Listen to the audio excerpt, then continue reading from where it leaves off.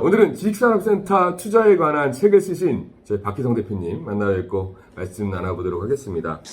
큰 게 좋다라고 얘기를 드렸잖아요. 큰 게 좋아요. 큰 게 네. 좋아요. 그러면 무조건 크면 좋냐? 무조건 크면 좋은 거 아닌가요? 만약에 택지개발지구에 네. 여기 아직 신설되지 않았고 기업 기반이 너무나 약해. 근데 땅이 굉장히 크게 잘라갖고 10,000평짜리 땅에다가 네. 지식산업센터를 뭐 7만 평, 8만 평짜리를 떡 지어버렸어. 네. 그래도 좋다고 얘기를 해야 될까요? 그거는 아닌가요? 네. 늘 얘기를 했지만 기업 기반이 약하다는 거죠. 그러면 초기에 굉장히 고전하는 현상이 생기는 거죠. 그게 잘못 선택하는 사람들이 많아요. 맞아요. 네, 그런 것들에 대해서 지식산업센터가 확실히 그런 게 안 보이거든요. 네. 아파트 같은 경우는 실거래도 보이고 전세가도 보이고 음. 데이터를 내볼 수 있는 지표들이 되게 많아요. 지식산업센터는 아직 그 많은 양도 아니고 극소수의 부동산 중에 하나였기 때문에 네. 그런 데이터가 나와 있지도 않고 실거래도 자유롭지 않고 투자하는 사람들 입장에서는 임대가가 핵심인데 네. 임대가에 대한 것들도 맞추기도 쉽지 그러다 않죠. 보니까 더 폐쇄성 때문에 정확한 정보를 모르니까 네. 실수할 수 있는 경우도 생길 수 있는 거죠. 그럼 한번 정리해 볼게요. 크기로는 그래도 일단은 큰 게 좋긴 하다. 두 번째로는 이제 입지를 봐야 되는데 입지는 어떤 입지를 봐야 될까요? 아무래도 입지는 역세권이나 교통이 좋은 쪽으로 가는 게 맞는 부분들은 있죠. 맞습니다. 직원들이 오기 편하고 교통이 편리한 곳이 좋겠죠. 최근에 나타나는 또 증상 중에 하나는 뭐냐면 코로나 시대로 인해서 기업 기반이 많이 바뀌었어요. 유통, 네. 물류 유통이 굉장히 강세됐죠. 그렇죠. 뭐 쿠팡 같은 경우 얼마나 많은 성장을 했습니까? 네. 이렇게 하다 보니까 물류 쪽으로 유리한 지식산업센터가 각광을 받고 있는 시대이긴 합니다. 그래서 최근에 이제 또 드라이브인이 굉장히 많이 인기를 끌고 있는데 네. 드라이브인이 이제 차가 들어와서 우리 회사 안까지 들어오는 그렇죠. 차 돼서 바로 실어서 나갈 수 있는 물류 유통하기에 최적으로 만들어 놓은 지식산업센터를 드라이브인 지식산업센터라고 하는데 사실 출발은 제조나 관련 업종들을 좀 잘 하기 위해서 만들어 놨는데 이제 이 코로나로 인해서 드라이브인 지식산업센터가 너무 좋다. 이제 지식산업센터의 대세다. 이런 네. 형태로 어필이 되고 있는 부분들이 있는 것 같아요. 맞습니다. 그런 부분으로 기업 기반이 바뀌면 선택하는 것들이 좀 달라지는. 예전에는 제조업 기반이었으니까 제조업 기반에 맞는 지식산업센터가 이제 대세였었던 거고 그렇죠. 지금은 이제 물류가 강세가 되면서 물류에 맞는 지식산업센터가 대세가 된 거고 그렇죠. 또 젊은 친구들이 많이 오고 활발하게 와야 되니까 모든 게 한 곳에서 이루어질 수 있도록 갈 수 있는 지식산업센터들이 점점 생기고 있는 부분인 거죠. 아무래도 이제 조금이라도 어필을 해야 되고 음. 그런 것들로 인해서 시너지를 낼 수 있는 것들이 있으니까 네.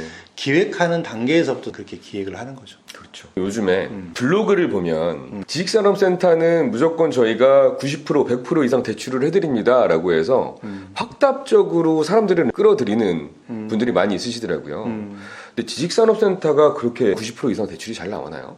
무조건 나오지 않죠. 어, 현재 입장에서 봤을 때는 개인이 투자할 때는 신용등급 1등급 정도는 돼야 됩니다. 개인 투자할 때는 예, 그 정도 되는 사람은 이게 지식산업센터 자체를 담보로 보고 대출을 해주는 거는 70%밖에 안 돼요. 70%까지. 나머지 부분 추가되는 거는 신용이기 때문에 개인 신용이 좋아야만 나올 수 있는 거지. 그렇죠. 가족등 나올 수 있다고 보는 거는 절대 맞는 말이 아, 아니죠. 그러면 블로그나 아니면 이게 영업을 하실 때 사람을 좀 끌어들이기 위한 멘트 정도로 그렇게 과하게 하시는 분들이 그렇죠. 있는 거네요. 지식산업센터를 투자를 했다가 실패했던 사례들은 없나요?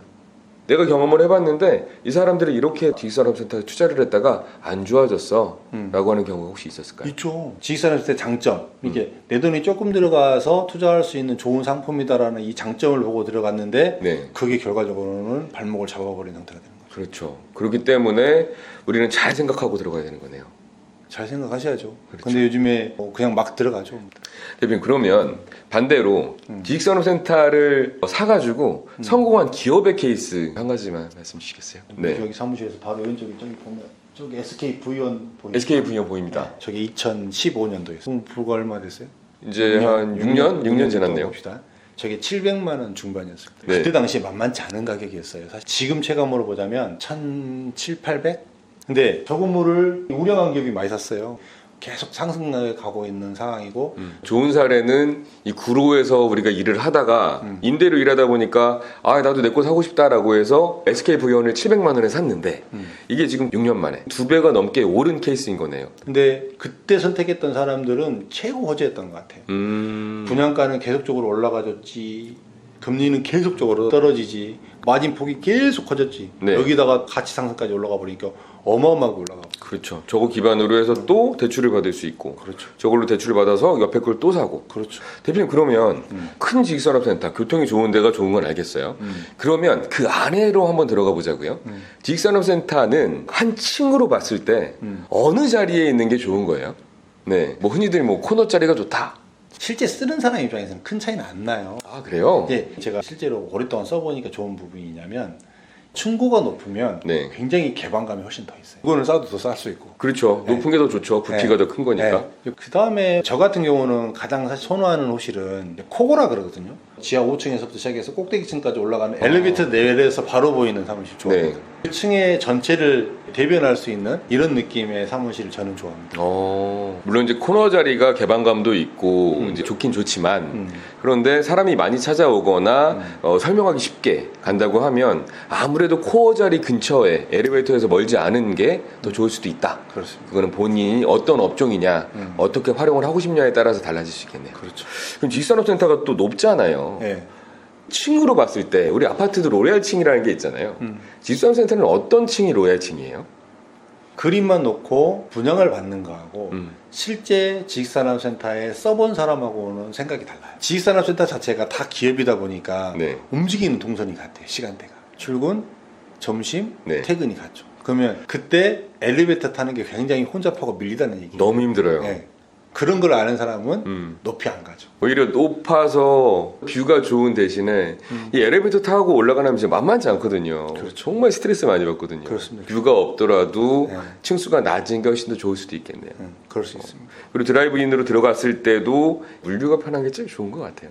맞습니다. 네. 지식산업센터가 이렇게 기업체들이 관심을 가져야 되는 이유가 지금도 보면 지식산업센터를 분양을 하게 되면 아까 얘기했듯이 뭐 10분 만에 끝나고 이러잖아요. 근데 진짜로 생각이 있고 사업을 아는 사업 시행사 같으면 기업을 선호하죠. 그렇죠. 잔금 리스크에 대해서 고민하지 않고 진짜 좋은 곳들은 기업체 우선으로 분양을 했어요. 그 선택을 기업체들이 안 해서 그렇지. 가장 대표적인 예가 과천이었습니다. 과천. 과천이요. 거기는 일반 개인 투자자가 산 케이스가 거의 없습니다. 기업체가 좋은 기업체 위주로 뽑았어요. 돈이 있고 우량하기 때문에 잔금 낼 리스크가 없다고 봤기 때문에 네. 그런 업체들만 선별해서 분양을 했죠.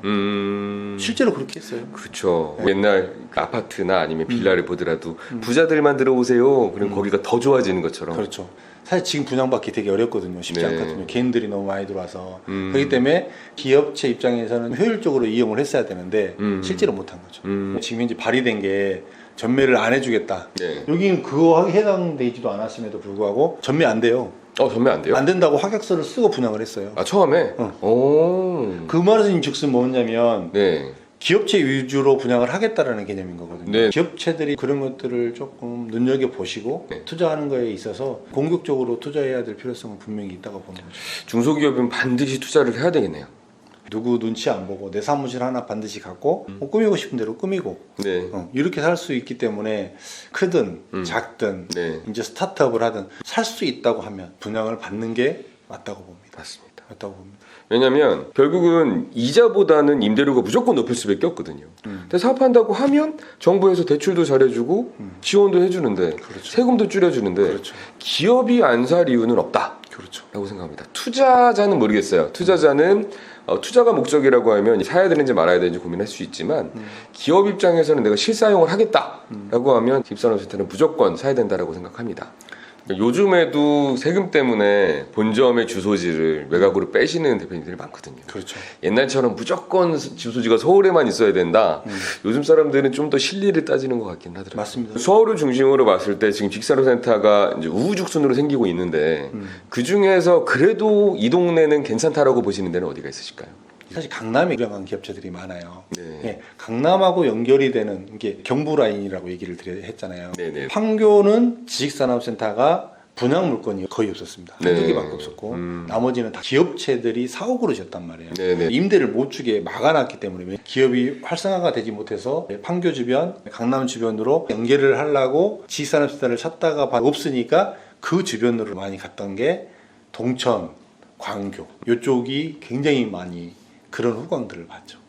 강남으로 가는 라인이 일직통으로 되는 부분들로 인해서 기업체들도 그렇게 많이 움직이고 그런 일관으로 인해서 사실 문정동이 가장 많은 후광을 봤던 거죠. 문정동은 너무 좋죠. 저도 문정동을 사실은 분양을 받을 때요. 강남에 있는 업체들이 사실 잘 안 올라 그랬습니다. 법조타운으로. 네, 사실 잠실에서 타고 그곳은 갈아타야 되잖아요. 문정동은 서울이 아니고 강남이 아니다라는 느낌으로 많이 이야기를 했었어요. 지금은 이 법조타운이 되고 지식산업센터가 다 반듯하게 들어갔고 네. 택지로 개발이 돼서 반듯한 모습을 보였기 때문에 그런 이야기들이 쏙 들어갔지만 실제 문정동을 분양할 때만 하더라도 실사용 기업체 위주의 분양이었단 말이에요. 그러다 보니까 강남에서 넘어오는 기업체들은 완전히 좋다라고 판단을 하지 않았어요. 사실 문정동으로 인해서 손해났던 케이스들도 많았어요. 아, 그래요? 문정동이 너무 잘 나가버렸고 너무 좋아버렸기 때문에 네. 다 문정동 같이 되지 않아요. 근데 다 된다고 얘기를 해버렸죠. 분양 파는 사람 입장에서. 네네네. 거기에 넘어간 사람들이 많았죠. 대표적인 케이스가 미사였지. 미상이 너무 많이 생겼죠, 또. 그렇죠. 결과적으로 봤을 때는 떨어지지는 않았는데 네. 아까 얘기했듯이 초기에 들어가서 해결이 안 돼서 굉장히 오랫동안 고생을 했는데 네. 그 고생한 당사자들이 많은 건물이 거기였죠. 그렇죠. 네. 앞으로는 괜찮아질까요, 미사가? 장기적으로 봤을 때는 그래도 채워지고 가고 있으니까 네. 될 것 같긴 한데 자리가 잡는 데까지는 조금 시간은 걸릴 것 같아요. 그- 쉽게 생각하거든요, 사실은. 문정동이 됐으니까 미사도 된다. 근데 사실 문정동 입지하고 미사하고는 또 사실 거리 차이도 상당하거든요. 상당하죠. 지도에서 여기서 여기 하니까 가까운 거지 가까운 거리가 아니고 기업체 입장에서는 생각하기에는 만만치는 않았어요. 맞아요. 아까 대표님 말씀하신 것처럼 기업차들이 많이 몰려 있고 이 투자자들이 아니고 기업체들이 많이 몰려 있어야지 기업들이 시너지가 나고 그 안에서 인력들이 왔다 갔다 하면서 활성화가 되니까 아무래도 미사 같은 경우는 어느 정도 시간은 좀 필요하긴 하겠지만 그래도 기업들이 많이 들어오고 나면 활성화는 될 수 있다라고 생각할 수 있겠네요. 그렇죠. 오늘 대표님 이렇게 말씀 나눠보니까 너무 좋아요. 현업에서 일을 하시는 분들이랑 얘기를 해야지 생생한 소리를 들을 수 있는 거잖아요. 맞습니다. 이제 이런 얘기도 실제 기업을 하고 계시는 대표님들이 들어야지. 맞아요. 기업체를 위해서 만들어진 상품인데 네. 정작 기업체들은 그런 혜택을 못 누리고 네. 모르고 네. 보수적으로 보고 이런 것들을 조금 바꿔줄 필요성은 좀 있는 거죠. 맞습니다. 음. 일단은 사람이 중요한 것 같아요. 우리 직원들과 우리 거래처들이랑 일해야 되는데 그 사람들이 어디서 일을 하고 싶어 할까? 어디서 일을 하고 싶냐면 교통이 좋고 서울에서 가까운 곳에 일을 하고 싶겠죠. 그럼 그 안에서 사업을 해야 되는 건 명확한 팩트인 거고 그거를 내가 어떻게 하면 채워갈 수 있을까? 내 빌딩이 서울에 있으면 좋죠. 그게 안 되기 때문에 우리가 선택해야 되는 거는 지식산업센터다라고 생각할 수 있을 것 같아요. 제가 대표님 만나 뵙고 네. 지식산업센터에 대해서 이 책 안에 다 나와 있긴 해요. 지식산업센터 투자에 대해서 이 책 안에 뭐 하는 내용들을 한번 말씀 나눠봤고요.